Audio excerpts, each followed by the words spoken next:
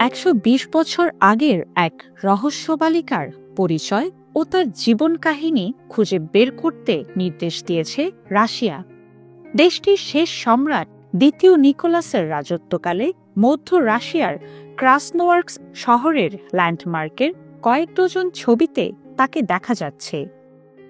Daily mail জানায়, গত শতাব্দীর শুরুতে জারশাসিত সাইবেরিয়ায় ধনী চেহারার এই মেয়েটির ছবি পোস্টকার্ড ও পোস্টার হিসেবে ব্যবহার করা হয়েছিল।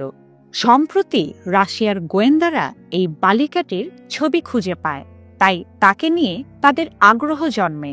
এরপর সরকারের উচ্চ পর্যায়ের নির্দেশে তার আদ্যোপান্ত খুঁজে বের করার নির্দেশ দেওয়া হয়।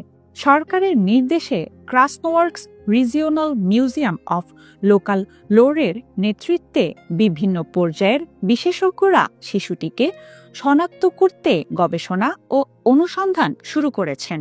যদিও কোনো কোনো গবেষক দাবি করেছেন ছবির বালিকাটি কোনো আলোকচিত্রীর মেয়ে, ভাস্তি কিংবা ভাগ্নি হতে পারে।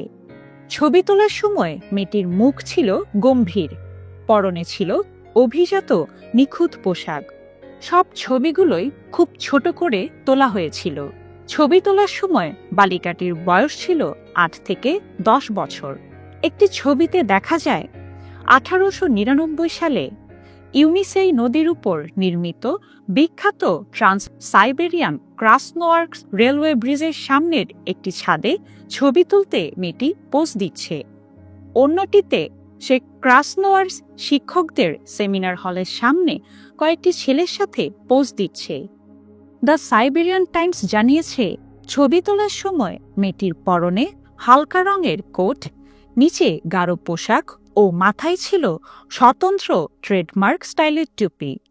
ধারণা করা হয় মেয়েটি সম্ভবত একটি স্থানীয় ধনী পরিবারের সদস্য ছিল, যারা পূর্ব দিকে অগ্রসরমান কমিউনিস্টদের অত্যাচার থেকে পালিয়ে কিংবা উত্তর ইউরোপ বা আমেরিকার বাইরে এসেও লুকিয়ে থাকতে পারে।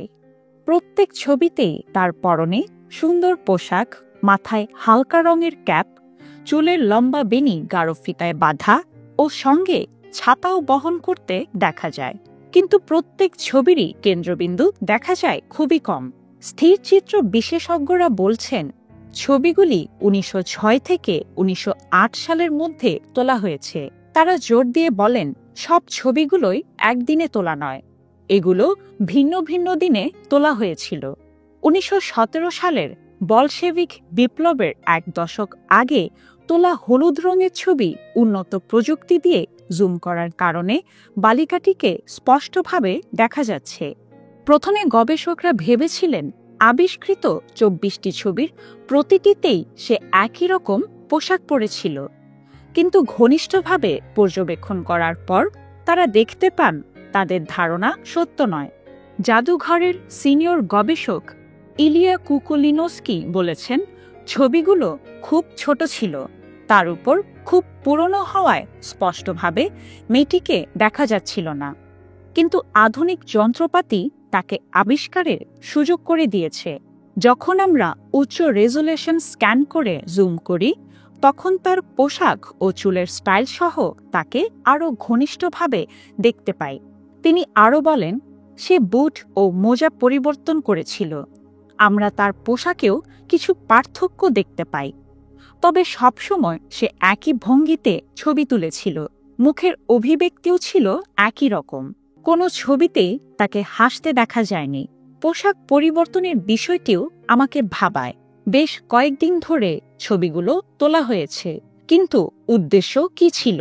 তৎকালীন স্থানীয় আলোকচিত্রীদের ভালো রেকর্ড এবং সংরক্ষণাগার থাকা সত্ত্বেও ছবিগুলো কে তুলেছিলেন তা গবেষকরা এখনও শনাক্ত করতে পারেননি। বেশ কিছু ছবিতে FEA লেখা আছে। বালিকাটির পরিচয় উদ্ধারে এটি গুরুত্বপূর্ণ সূত্র হতে পারে, তবে এটি সেই সময়ের কোনো পরিচিত পেশাদার কিংবা অপেশাদার আলোকচিত্রীর সাথে সম্পর্কিত নয়। বিপ্লবের আগে ক্রাসনোয়ার্স্ক বইয়ের দোকানের মালিক নিকোলাই গ্রিভোরোভস্কির সংগ্রহ থেকে কিছু ছবি জাদুঘরে এসেছিল, তবে এগুলো সেই ছবি নয়। মেয়েটির ছবি তোলার জন্য একটি গ্লাস নেগেটিভ ছিল, যা বিখ্যাত আলোকচিত্রী লুডভিগ ইউলিভিস ওনাগোর সংগ্রহ থেকে নেওয়া হয়েছিল, কিন্তু তার নামের আদ্যক্ষরগুলির সাথে ওই সংকেত মেলে না। বিশেষজ্ঞরা জানান, সেই সময় বিনোদনের অংশ হিসেবে ধনী ব্যক্তিরা ছবি তুলতেন, তবে এই ছবির ফটোগ্রাফার সম্ভবত অপেশাদার ছিলেন। কিন্তু একজন ব্যক্তি যে ছবিগুলো তুলেছেন এই বিষয়ে তারা একমত হয়েছেন। যদি সে ধনী পরিবারের সদস্য হয়ে থাকে, তবে নিশ্চিত সম্ভাবনা রয়েছে বলশেভিকরা ক্রাসনোয়ার্স্কের উপর নিয়ন্ত্রণ প্রতিষ্ঠিত করার আগেই বালিকাটি বিদেশে পালিয়ে গিয়েছিল, কারণ কিছু সময়ের জন্য শহরটি আলেকজান্ডার কোলচাকের অধীনে শ্বেতাঙ্গ রাশিয়ানদের নিয়ন্ত্রণে ছিল। তাই নিয়ন্ত্রণ হারানোর পর বালিকাটি সেখানে লুকিয়ে থাকা সম্ভব ছিল না।